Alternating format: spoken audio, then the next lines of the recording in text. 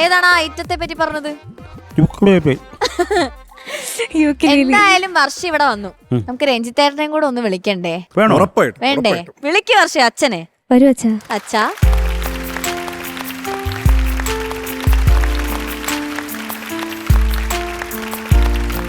Hello, welcome to super star.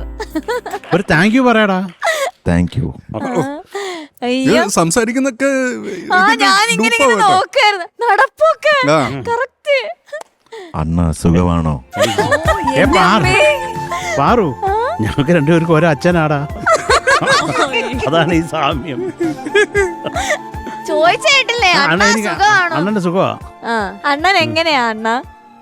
അണ്ണൻ നല്ല അണ്ണനല്ലേ? ആണോ? ഇത് നല്ലെണ്ണയോ? നല്ലെണ്ണയല്ല, നല്ല അണ്ണനാ. പിന്നെ ഇതുപോലൊരു അണ്ണനെ കിട്ടണമെങ്കിൽ നമ്മള് ഭാഗ്യം ചെയ്യണം. പിന്നെ എന്ത് മ്യൂസിക്കിന്റെ സംശയങ്ങൾ നമുക്ക് ചോദിക്കാനും പറ്റുന്ന ഒരാളല്ലേ. അപ്പൊ ഒരു ഭാഗ്യമാണ്. അതെ, ഭാഗ്യം ചെയ്ത അനിയനാണ് ഞാൻ. അതല്ല, അവന് എല്ലാ പാട്ടും മിക്കവാറും തബല വായിച്ചത് മുഴുവൻ ഇവനാണ്. പക്ഷെ ഇതെന്താ വായിക്കാൻ ഒരു മടിയെന്ന് അല്ല പാർവതി, അതും കൂടെ പറയാം, ഇവനെ നിർത്തിക്കൊണ്ട് പറയാല്ല, അല്ലെങ്കിൽ ഞാൻ തള്ളുക കള്ളം പറയാന്ന്. നമ്മുടെ മാലയും പാട്ട് റെക്കോർഡിങ് നടക്കുമ്പോഴേ ഇവൻ എല്ലാ പാട്ടിനും എന്തെങ്കിലും വായിക്കും. അപ്പൊ ഈ പാട്ടിലില്ല തബല.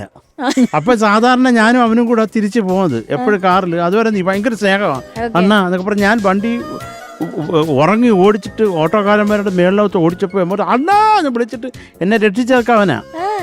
പക്ഷെ ഈ മാലയും പാട്ട് നടന്നപ്പോൾ ഒരു 4 മണിയായപ്പോൾ അണ്ണാ തലവേദന എടുക്കുന്ന ഞാൻ പോവാന്ന് പറഞ്ഞ് പോയി. അപ്പം ഞാൻ ഈ റെക്കോർഡിങ് കഴിഞ്ഞ് വീട്ടിൽ ചെല്ലുമ്പോഴേ അമ്മ അതെന്താണ് അവനെ കൊണ്ട് തബല വായിപ്പിക്കാത്തത്, കുഞ്ഞ് വിഷമിച്ച് ഇവിടെ വന്ന് കിടക്കുക, അതിന് തബലയില്ല.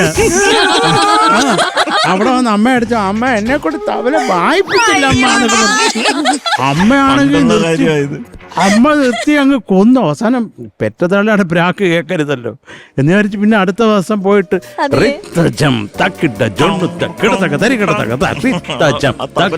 അത് ഓരോ തബലത്തിലൊരു 3-4 തബലയുണ്ട്, അത് വെച്ച് ടങ്ങോട്ട് കൊട്ടിച്ച് അവനെ ഹാപ്പിയായി വന്നത്. അത് നല്ലൊരു ഐഡിയ ആയിരുന്നു. ഇതുപോലെ വേറെ എന്തൊക്കെ വഴക്ക് കേൾപ്പിച്ചു കൊടുത്തിട്ടുണ്ട്?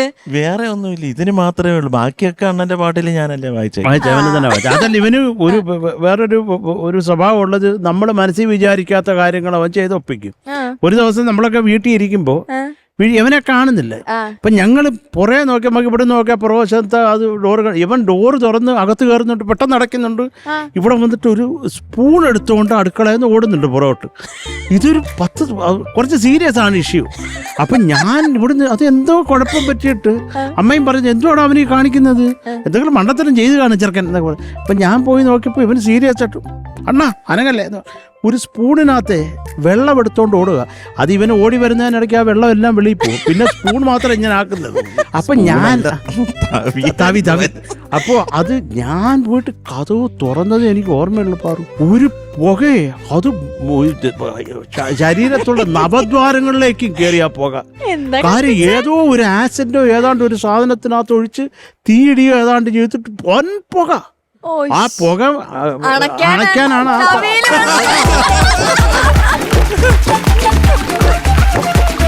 തീക്കളിയാണല്ലേ? അല്ല, അതുപോലെ 9ാമത്തെ പടമായപ്പോഴേ അണ്ണന് നമ്മൾ മൊട്ടയടിക്കാൻ പോയത് ഓർമ്മയുണ്ടോ?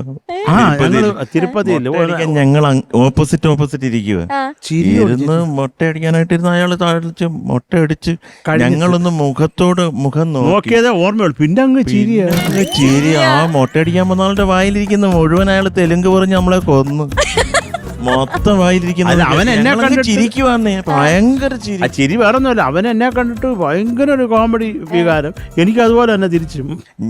ഞാൻ പിന്നെ അവസാനം ഒരെണ്ണം ചോദിച്ചു, അണ്ണ നമ്മളിവിടുന്ന് ഈ തെള്ളിന്റെ ഇടയ്ക്ക് ഒന്ന് മിസ്സായി പോയ അണ്ണനെ ഞാൻ എങ്ങനെ കണ്ടുപിടിക്കുമെന്ന് ചോദിച്ചു. കാരണം സർവത്ര മുട്ടയാണ്, മൊത്തം മൊട്ടമയം. അപ്പൊ ഞാൻ പ്രാർത്ഥിക്കുകയും ചെയ്തേ അവനെ ഒന്ന് കളഞ്ഞു പോകണേ. അങ്ങനെ കളഞ്ഞു പോയത് അണ്ണനെ പ്രാർത്ഥിച്ചെങ്കിലും കളഞ്ഞു പോയി ഞാൻ. പിന്നെ വരുന്ന സീൻ എന്ന് പറഞ്ഞ അണ്ണൻ മറ്റേ നാമമൊക്കെ ഇട്ട് എന്നെ ഞാൻ തിരുപ്പതി വേറൊരു സ്ഥലത്തൊക്കെ ആയിപ്പോയി. പിന്നെ ഞാൻ വന്നപ്പോ ഉണ്ട് മറ്റേ വലിയ കുറിയൊക്കെ ഇട്ട്. ആരോ തൊട്ട് തന്നു വഴിയിൽ. അത് വിട്ടു വന്നു. ഇവർക്ക് എന്നാ മനസ്സിലാവുന്നില്ല. എനിക്ക് ഈ കൊച്ചിനെ മനസ്സിലാകാതിരുന്ന പോലെ ഇവനും അങ്ങനെ നിന്ന്. ഈ കഥയൊക്കെ അറിയോ? അല്ല എനിക്ക് ഇവര് പറയുന്നോണ്ട് എനിക്കൊരു വിശ്വസിക്കാൻ ഒരു ചെറിയ മടി. ശരിക്കും കളഞ്ഞു പോയാ? പിന്നെ കളഞ്ഞു പോയെന്ന് പറഞ്ഞാൽ ചുമ്മാ പൊത്തോന്ന് കളഞ്ഞു പോയതല്ല, ഒരു സ്ഥലത്ത് കൂട്ടം തെറ്റിപ്പോയി. എവിടെ വിചാരം കൊണ്ടങ്ങ് കളഞ്ഞെന്നാ. മര്യാദക്കായി വായിക്കും. ഓക്കെ, രഞ്ജിത്തായിട്ട് ഉക്ലേലേക്കായിട്ട് വന്ന സ്ഥിതിക്ക് നമുക്ക് ഇതൊന്ന് വായിപ്പിച്ചിട്ട് വിടാം വർഷയെ കൊണ്ട്. തീർച്ചയായിട്ടും. ഓക്കെ, അപ്പൊ ഈ ഒരു പാട്ടോട് കൂടി നമ്മൾ എന്തായാലും എപ്പിസോഡ് അങ്ങ് വൈൻഡപ്പ് ചെയ്യാണ്. ഇപ്പൊ നമുക്ക് ഇത് വെച്ച് സന്തോഷിക്കാം. ഓക്കെ, അപ്പൊ ഓൾ ദി ബെസ്റ്റ്.